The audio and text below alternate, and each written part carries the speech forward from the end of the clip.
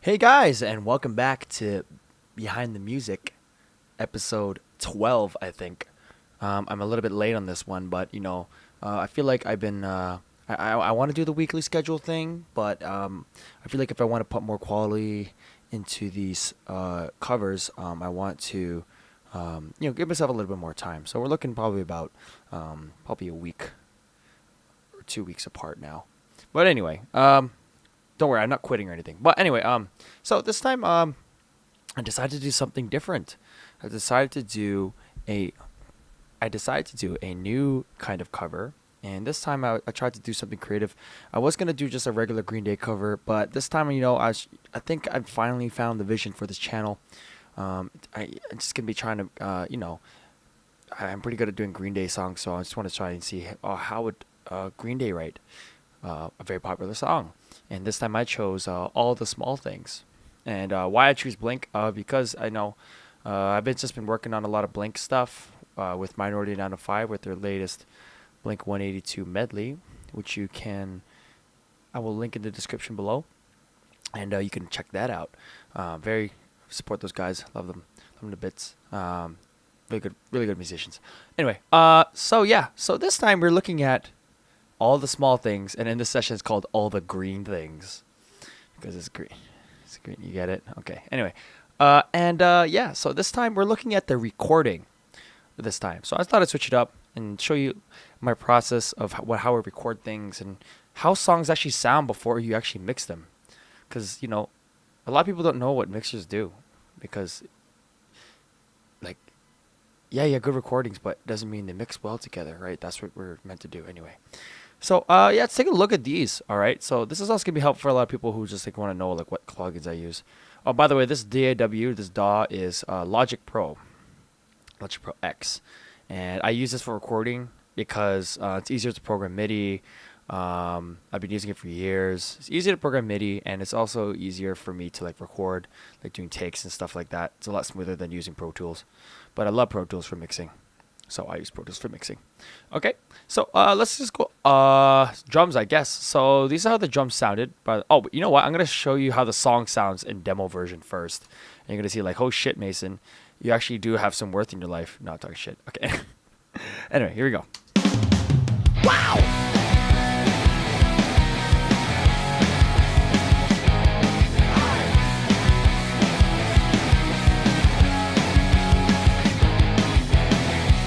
All the small things, true care, truth brings.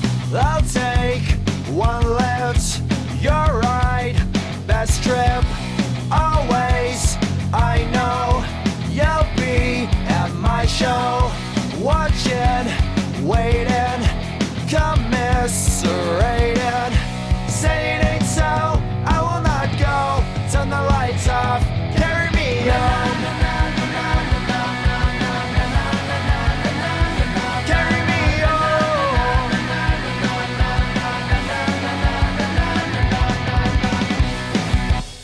Okay, so I'll show you a little bit of that. So let's break it down. So let's start with the guitars, because everyone loves guitars, right? So and they're not clipping, so okay, sorry, it was magnified. Okay, so yeah, first thing, when you get in recording, you don't want anything clipping, right? So everything's nice and smooth, right? No one's touching the edges here. What I like about Logic too is that the gestures are really nice. I could just do that with the trackpad. Anyway, so tracking, yes. So let's take a look at these guitars, and I will solo them really quick, and let's take a listen to how they sound.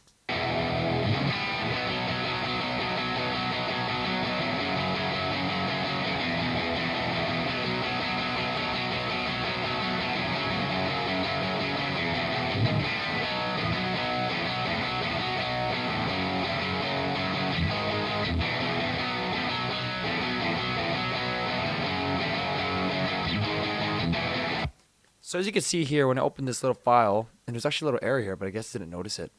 Anyway, because I was supposed to do this. It's nice and blended. Anyway, so you can see there's a lot of, I don't get it right on the first try. So there's a lot of takes. I think it's about 10 takes here of different pieces that's pieced together, just in case I made a mistake. And I could easily just switch them out, be like this or something, or, like this.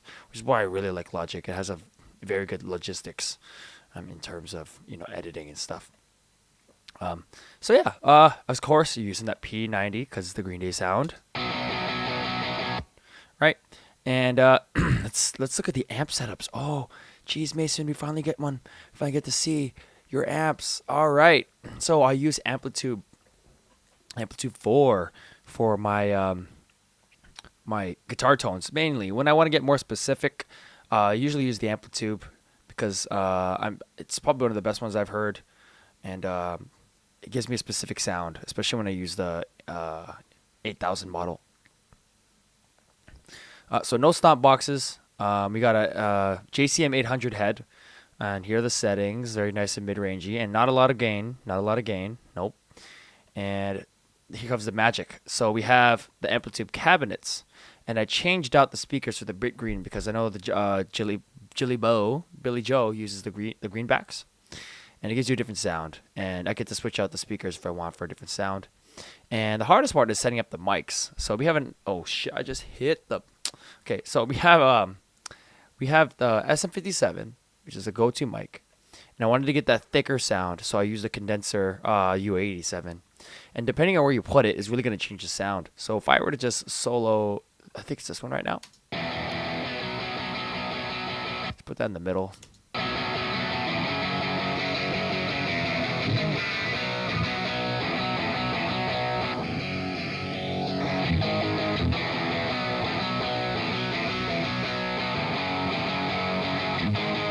So you get a nice fat tone. So you really have to play around with your microphones, and that really does give you most of the sound there. And I don't have anything on the racks, I think. I don't really use that. I like to keep my guitar tones really, really simple. Don't really like to mess things up. And it's gonna fix this a bit. I'm gonna fix this a bit because what the hell? I have a fucking okay. Just fix this and boom, back to normal. And just for the demo, actually I do print it. I do print it with some effects on it and some EQing job and some top end as well, just so it sounds good off the bat. And if you're curious, I also have another tone which I usually use to just start off my mixes. And I thought this would sound good, but in the end I didn't end up using it. And this was the tone before the S gear.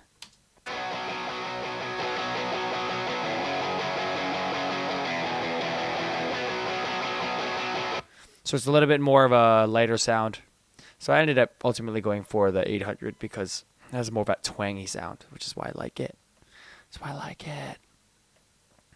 Octaves, and then I just pretty much copy paste. Oh no, I did not. I used the SK, so I did use that nice fatter tone for the octaves, but I did use a different guitar as well.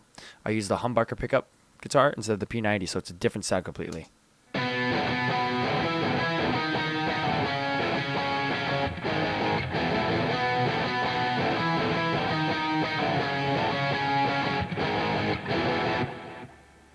There's a nice little delay on it as well, and that's how it sounds all together.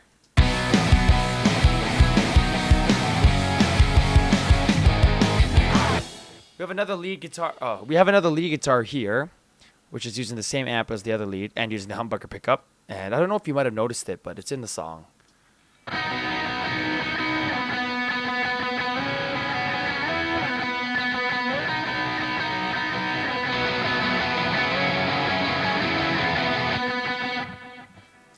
So same settings.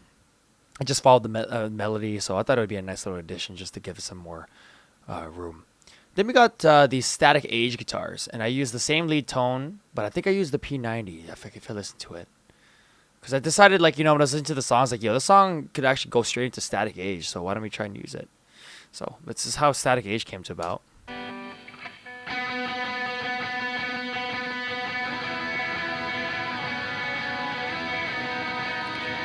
So they have one guitar that's like playing two strings at the same time. And then you have the one that does the harmony. Two strings. And then I thought, it sounds a little too raw, so I wanted to add an extra layer to give that spacey sound that it has on the actual record. So I added two more.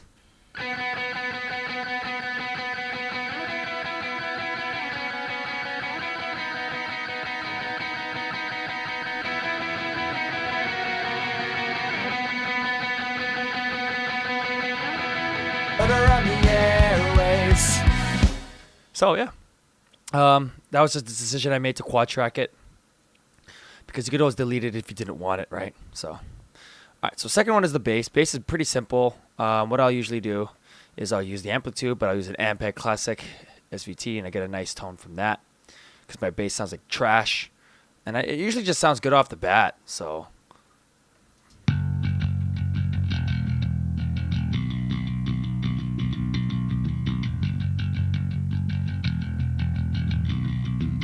Got a nice preset because it's not really a bassist, so I just get something that sounds good.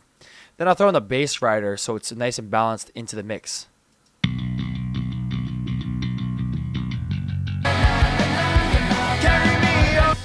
And then that's it. And I'll just add like a virtual, get the tone sounding really good on the bass first, so I don't have to do the much work in the mix, because I don't record and mix on the same day, so I'll have to, keep it separate, keep the kids together. You know what I mean? Keep them, Rick. You know what I mean? Okay. Anyway. Second one here. I have my kit. So I for this I think I just used the regular CLA kick, but I changed the snare. I changed the snare to get that more Blink 182 snare, which usually has like a higher kind of sound, a higher tone, tighter tone. So here are the vocals in their raw form, real raw form. And they sound like ass. All the small things, true care, truth brings. I'll take one left, you're right, best trip. So I tried to like sing it like a Billy Joe kind of style. Not like that, always. None of that. I just wanted to do like the Billy Joe thing because we're doing the Green Day thing, right? And then I added the Melodyne. Yes, oh shit, Mason, you're doing vocal tuning? Jesus fucking Christ. Well, welcome to 2017, alright? It's here to stay. So, I wanted to tighten up, especially for like double tracked vocals. If you're not in tune, it starts sounding like like some malfunctioning robot. So, made it tight. True care, truth brings. And I like Melodyne because it's really transparent. You can't really hear what it's doing. Yeah, and then I'll just add like a vintage vocal preset. I just have it on there.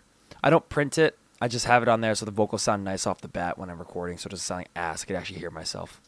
I'll take one left, you're right, best trip. Always, I know. Same thing with the harmonies. And then we have the static age over here. Can you hear the sound of the static noise blasting out in stereo? Get it to the class and the paranoid music to my nervous system. Advertising love and religion. As you can see here, it took me a lot of tries to get the last one perfect. Let's take a look at this for fun. Let's take a look at some of these takes. Gauge the static gauge. So hard, pissing off all the neighbors. The static gauge.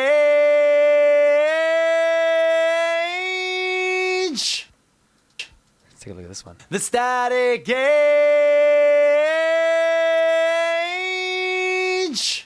I think I sounded pretty good, but I think I just like the take 8 the best. That was the best one. Usually the last take is the best one. Then you have the na na na na na na na na na nas, and these just have simple harmonies.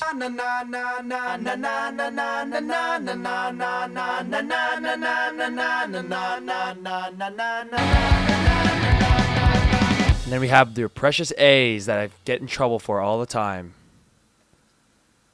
Aye. Oh, sorry. Aye. So usually you have a lower guy and you have the higher guys that go more hype. And that pretty much, yeah. So that's pretty much it. This is the recording session of Beyond the Music. Sorry, I'm a little bit tired today, but I want to get this video out for you guys. And get ready for the next video that's coming up. And I made 2 versions of it. So maybe in the next video, I'll show you the alternate version of the one I do not choose. So the new covers, if I were to say that again, the new cover that's coming out is going to be a Green Day style of another song. And I'll give you guys the chance to guess what song it is. And that song has 2 versions because I made an original version. And then I made a version where I redid it. And I think I'm going to go with that one. But I think for the Behind the Music, we're going to show you the alternative version. So it might be a little bit cool. use something nice. Again, free stems coming your way. Mix a fucking song, credit me, do all that. Share with people on Facebook on those like engineer groups and stuff. I'm doing this for you guys as a service for free. Anyway, I will see you guys in the next one.